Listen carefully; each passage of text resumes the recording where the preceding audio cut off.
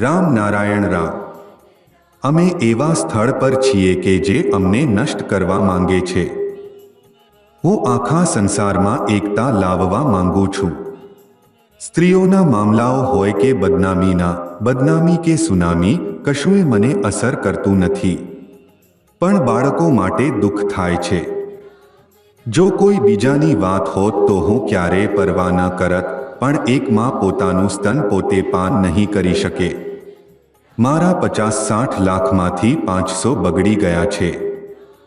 જ્યારે આ 500 લોકો બોલી રહ્યા છે, બદનામ કરી રહ્યા છે, તો કંઈક કારણ તો જરૂર હશે. સારો બનીને જન્મ લેવો પણ આજના જમાનામાં ગુનો બની ગયો છે. મને પૈસાની જરૂર પડે છે. જો દરેક પાસેથી એક પૈસો પણ લેતો તો મહિને 10-15 હજાર થઈ જતા. આ લોકો મારા કામમાં વિઘ્ન ઊભું કરે છે, ચાર્જશીટ પણ આપશે. મારી પાસે કહેવાને માટે બહુ કંઈ છે.